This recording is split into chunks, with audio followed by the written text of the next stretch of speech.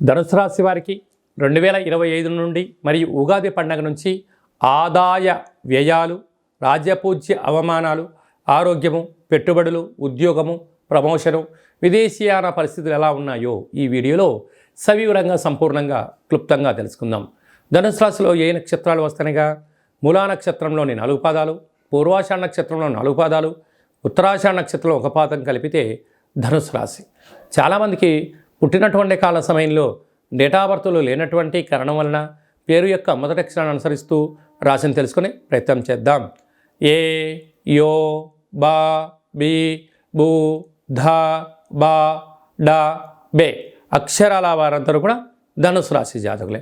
ధనుసు రాశి యొక్క అధిపతి దేవగురు బృహస్పతి. అలాగా ఆదాయం 5, వ్యయం 5. చూడండి, విధి ఎంత విచిత్రమైందో. ఎంతైతే మీకు అవసరం ఉందో అంతే మీరు సంపాదించబోతున్నారు. ఎంతైతే ఖర్చులు ఉన్నాయో అంతే మీ యొక్క ఆలోచన ఉంటుంది. స్థిరాస్తులు, చరాస్తులు కలిగి ఇంకొక మైలురాయి దాటగలగాలంటే అధిక సమయాన్ని వెచ్చించాలి, సృజనాత్మకతగా ఉండగలగాలి, సత్ప్రవర్తన ఉండగలిగితే మీకు ఈ సంవత్సరం అప్పులు లేనటువంటి ఆరోగ్యకరమైన జీవితాన్ని పొందడానికి అవకాశాలు ఉన్నాయి. అలాగనే రాజ్యపూజ్యం 1, అవమానం 5. ఇదొక్కటి చాలు మిమ్మల్ని తొక్కేయడానికి. ఎవరన్నా మీరు మంచి పని చేశారు అని అనే లోపలనే 10 మంది శత్రువులు వచ్చి ఏం చేశాడండి ఆయన అవసరాల కోసం ఆయన చేసుకున్నాడు అని శత్రువులు మీ పైన ముప్పేట దాడి చేసే పరిస్థితి ఈ సంవత్సరం అధికంగా ఉందని చెప్పి గమనించాలి. కనుక మీరు ఎవరినైతే నా వాళ్ళు అనుకుంటున్నారో, ఎవరైతే పెట్టుబడులు పెట్టారో, ఎవరైతే మంచి కార్యక్రమం చేశారో వారే మిమ్మల్ని ఏలెత్తి చూపించే పరిస్థితి ఈ ధనుసు రాశి వారికి కనపడబోతుంది. కనుక వీలైనంత వరకు ఆవేశంతో సాధించిందేం లేదు.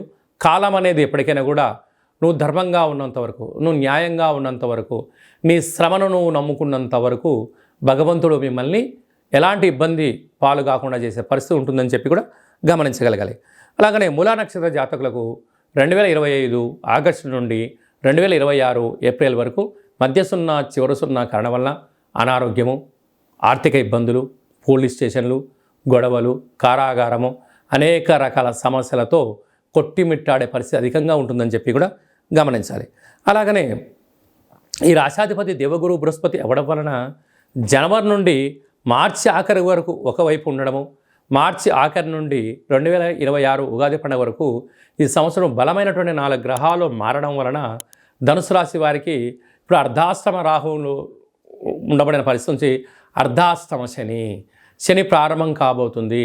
ఇలాంటి కాల సమయంలో వీలైనంత వరకు ఆవేశపడి నిర్ణయం తీసుకోకుండా కాలానికి అనుకూలంగా, చలికాలం వచ్చింది గోరువెచ్చని ఆహారాలు భోజనం చేయడాలు, వేసవికాలం వచ్చింది చల్లటి పదార్థాలు, వీలైనంత వరకు ప్రకృతిని, పర్యావరణాన్ని, సూర్యభగవాన్ని అనుసరిస్తూ ప్రయాణం చేయడం వలన నరాల బలహీనత, అనేక రకాలుగా ఇబ్బంది గురి కాకుండా, మనోవేదన గురి కాకుండా, ఏమి జరిగినా మన మంచికే, భగవంతుడా నాకు ఇది ఇచ్చావు నీకో కృతజ్ఞత, స్వామి ఈ జనాలతో నాకు ఇది నేర్పించావు నీకో కృతజ్ఞత అనేటువంటిది కృతజ్ఞతాభావంగా ఉన్నప్పుడు, ప్రతి విషయాన్ని విషయ పరిజ్ఞానం తెలుసుకుంటూ ముందుకెళ్ళినప్పుడు ఒక నల్లటి చీమ పైన, ఒక చిన్న చీమ పైన పెద్ద బండరాయి పడ్డ కూడా ఆ చీమ నలిగిపోదట. కారణం ఏమిటి? దానికి తెలుసు ఇంకా దీని డెస్టినీ ఇంతే. నేను ఆలోచించినా బండరాయి వచ్చి పడుతుంది, ఆలోచించకపోయినా బండరాయి వచ్చి పడుతుంది అన్న మనోధైర్యం ఉన్నప్పుడు ఆకాశం వచ్చి నీ మీద పడ్డా ఆదుర్ద చెందని వాడికే అద్భుతమైన విజయం, ధైర్యే సాహసే లక్ష్మీ గణపతి అంటాం. అలాంటి పరిస్థితుల్లో ధనుసు రాశి వారికి ఈ సంవత్సరం ఏదున్నా ఏమి లేకపోయినా ఓపిక, పట్టుదల, సహనం, నేర్పు, ప్రతి దాన్ని అర్థం చేసుకునే పరిస్థితి ఉండగలిగితేనే ఈ సంవత్సరం మనము నెట్టుకపోవడానికి అవకాశం ఉంటుంది. లేదా ప్రతి చిన్న విషయాన్ని భూతద్దంలో పెట్టడం చూడడం ప్రారంభించావా, నీ మనసే నీకు శత్రువు, నీ నాలికే నీకు శత్రువు, నీ ఆలోచనే నీ శత్రువు. ఎందుకనగా ధనుసు రాశి వారికి శత్రువులు ఎక్కడ ఉండరు, తన బాడీలోనే ఉంటారు. ఎందుకనగా నీ నాలుక, నీ చూపు, నీ ప్రవర్తన, నీ ఆరోగ్యము. కనుక వీటిని ఇంద్రియాలను జయించగలిగితే కుటుంబాన్ని, రాష్ట్రాన్ని, దేశాన్ని జయించగలవు. నీ యొక్క దేహాన్ని నేను జయించలేకపోతే, అంటే నాలుక రుచి కోరింది కదా అని అడ్డగోలుగా అన్నీ తింటే అనేక రకాల వ్యాధులు వస్తాయి. ప్రతిదీ కనిపించిందల్లా చూస్తూ ఉంటే నేత్రాలు అనేక రకాల, అంటే సెల్ ఫోన్లు అధికంగా చూడడం వల్ల చేయడం వలన నోటికి వచ్చిందల్లా నేను మాట్లాడతాను అంటే నేచర్ ఒప్పుకోదు. కనుక ఏమి జరిగినా మన మంచి కోసమే అని చెప్పి ఓర్పు సహనమే మీ పెట్టుబడులుగా భావించండి. ఈ సంవత్సరాన్ని గడ్డు కాలాన్ని నెట్టుకు వెళ్ళండి. ఇలాంటి కాల సమయంలో మీ జన్మ నక్షత్రం రోజున అష్టమి, పూర్ణిమ, అమావాస్య తిథులు ఎందున ఆవేశపడి నిర్ణయాలు తీసుకోవడం, రాతకోతలు, క్రయ విక్రయాలు, జలగండాలు పొంచి ఉన్నాయి. తస్మాత్ జాగ్రత్త.